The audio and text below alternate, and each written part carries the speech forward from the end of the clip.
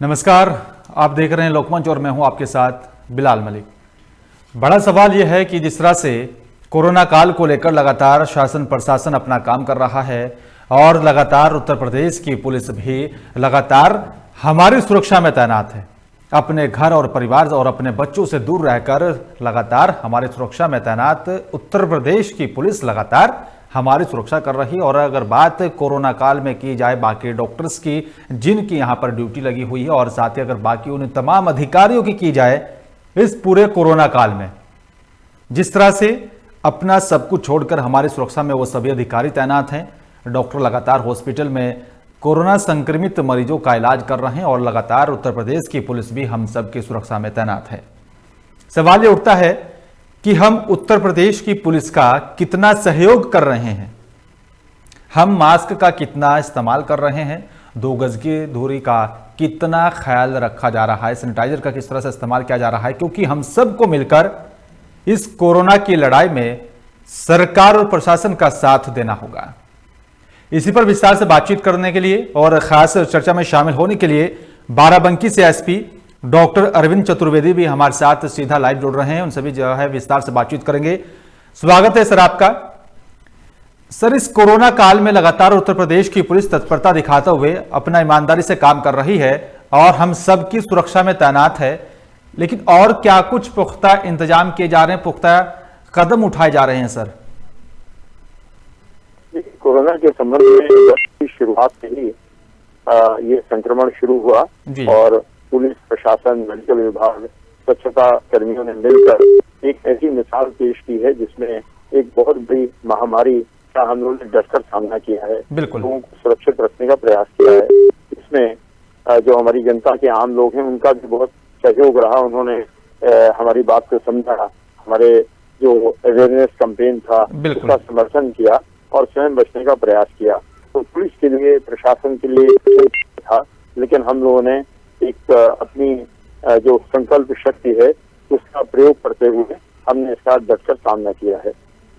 बिल्कुल सर, बात अगर जागरूकता अभियान की हो, क्योंकि एक लंबा वक्त बीत चुका है जब से कोरोना महामारी चल रही है, लगातार हर प्रशासनिक अधिकारी अपना काम कर रहा है, लेकिन लोगों को जागरूक करने को लेकर और क्या कुछ कदम उठाए जा रहे हैं सर? देखिए, सबसे बड़ी बात कि हम जब तक जनता के व्यक्ति को ये नहीं समझा पाएंगे जी कि ये जो भी प्रयास है, जो भी शक्ति है, जो भी प्रोसिक्यूशन है, ये उनके हित के लिए है, उनके परिवार के हित के लिए है, तब तक हम इसमें सफल नहीं हो पाएंगे। और बहुत अच्छी बात है हमारी जो सरकार की समय समय पर दी हुई गाइडलाइंस हैं वो इस बात को ही हाईलाइट करती हैं कि ये सारे प्रयास जो किए जा रहे हैं ये लोगों के हित में है, लोगों को सुरक्षित रखने के लिए किए जा रहे हैं, जिसका व्यापक प्रभाव पड़ा है। बिल्कुल, लेकिन सर जिस तरह से सरकार भी लगातार समय समय पर नई नई जो है गाइडलाइन को जारी करती रही है, जिसका प्रशासन लगातार पालन करता रहा और जनता के जरिए भी उसका पालन कराता रहा है, प्रशासनिक अधिकारी लगातार कदम उठा रहे हैं। लेकिन सर जिस तरह से शादी समारोह को लेकर सरकार ने कदम उठा कि 100 आदमी से ज्यादा शामिल लोग नहीं होंगे, अगर इसमें जनता का सहयोग प्रशासन को मिलता है तो कितना कारगर साबित होगा सर ये कदम? देखिए, ये बड़ा महत्वपूर्ण विषय है और कहा जाता है कि कोरोना का जो संक्रमण है वो संक्रमित व्यक्ति के साथ कुछ समय बिताने से होता है। और शादी ब्याह ऐसे अवसर होते हैं जहाँ कोई भी व्यक्ति आधे घंटे 1 घंटे रुकता है परिवार के साथ और व्यापक वहाँ जमा लोगों के साथ। तो इसलिए लोगों को ये समझना चाहिए कि जब तक कि आप उस शादी के लिए बहुत आवश्यक न हो, आपके बिना वो सेरेमनी न हो पाए, तो ऐसे व्यक्तियों को ऐसी शादी से अवॉइड करना चाहिए। इसलिए सरकार ने तो लोगों का नाम रखा है जिसमें बैंड वालों से लेकर और जो बराती हैं वहां तक के लोग शामिल हैं और कम संख्या रहेगी तो इस संक्रमण को फैलने की संभावना बिल्कुल कम रहेगी।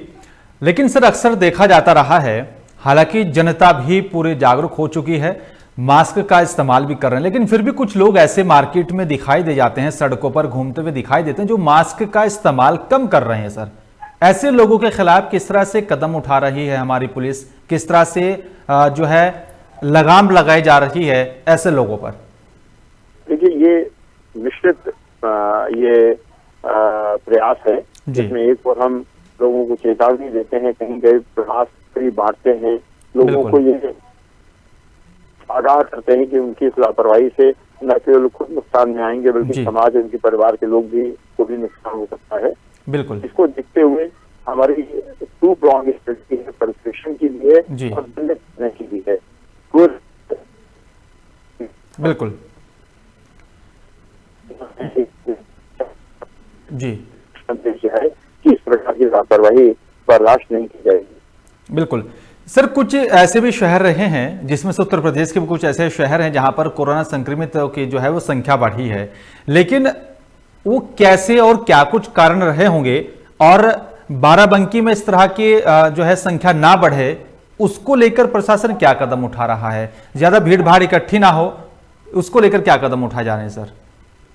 इस बाराबंकी में केसेस नहीं बढ़े हैं, जो स्टेटिस्टिक्स हैं वो सजेस्ट करती है कि नियंत्रण में है, लेकिन ये जरूर है कि ये कोई दावा नहीं कर सकता है कि उसके यहाँ केसेस नहीं बढ़ी, क्योंकि ऐसा संक्रमण बियॉन्ड कंट्रोल है और हम केवल उसे प्रिवेंट कर सकते हैं, रोक सकते हैं। बिल्कुल, और इसके लिए हमें आवागमन का प्रतिबंध, एक साथ बहुत से लोगों के जमा होने का प्रतिबंध, बिल्कुल समय से सैनिटाइजर, मास्क और दूरी बनाए रखने का जो प्रतिबंध है, बिल्कुल उसका पालन करना होगा जी। हम बाराबंकी जनता की प्रशंसा करेंगे कि उन्होंने इस संजीदगी, इस जो हमारा महत्वपूर्ण सुझाव है इनको समझा है, संजीदगी बरती है और वो सुरक्षित रहे हैं। मैं बधाई देता हूं इसके लिए बाराबंकी की जनता को। सर, अगर कोरोना संक्रमित मरीजों की संख्या की बात की जाए, वो जिस पर जो है पूरी तरह से बढ़ नहीं रहा है उत्तर प्रदेश में, कुछ ऐसे शहर जहां पर बढ़ा है, लेकिन अच्छी खबर है हम सबके लिए, बाराबंकी में जो है संख्या बढ़ी नहीं है, यह भी काफी राहत भरी खबर है। लेकिन सर, अगर बात सैंपलिंग की जाए, अगर किसी व्यक्ति को शंका है तो उसका इस्तेमाल कैसे जो करे, किस तरह से जांच जहां पर हो रही है सेंटरों पर, वहां पर पहुंचकर लाभ कैसे उठाएं हमारे कुछ लोग? देखिए, ये पुलिस का विषय नहीं है जी। इस संबंध में जिला बाराबंकी का नियंत्रण कक्ष बना हुआ है, उसका नंबर जिला बाराबंकी की वेबसाइट पर है, कोई भी व्यक्ति वहां जा सकता है, उसके संबंध में संपूर्ण जानकारी प्राप्त कर सकता है। ठीक है सर, आपसे मेरा एक और आखिरी सवाल है सर, आप हमारे दर्शकों को एक बार विस्तार से बताएं कि इस कोरोना महामारी में किस तरह से सचेत रहें, क्या कुछ कदम उठाया जाए और प्रशासन का साथ जनता आगे भी कैसे दे? देखिए, मेरा संदेश हमारे जनपद वासियों के लिए या और दर्शकों के लिए रहेगा कि कोरोना संक्रमण से डरने की आवश्यकता नहीं है, सावधान रहने की आवश्यकता है, क्योंकि ये फेफड़ों का संक्रमण है। जैसे ही किसी को शक होता है, बुखार आता है, खांसी आती है या जो और उसके लक्षण बताए गए हैं, महक का जाना, स्वाद का जाना, ऐसी अगर कोई चीज होती है तो बिना प्रतीक्षा किए वो अपना टेस्ट कराएं, अपने आप को पॉजिटिव पाए जाने पर क्वारंटीन करें और उसके बाद समाज की मुख्य धारा में आए। इसके लिए ये भी आवश्यक है कि जो ऐसे लोग हैं जिनको मॉर्बिडिटी है, एक से अधिक रोग हैं, ऐसे लोगों को अधिक सावधान रहने की जरूरत है, क्योंकि उनकी थोड़ी सी भी लापरवाही न केवल उन पर भारी पड़ सकती है बल्कि उनके परिवारों को भारी नुकसान उठाना पड़ सकता है। बिल्कुल, भारी नुकसान जो है उठाना पड़ सकता है। सचेत हम सबको होना होगा। शुक्रिया सर आपका, आपने अपना कीमती वक्त निकाला हमसे बातचीत करने के लिए, आपका बहुत बहुत धन्यवाद।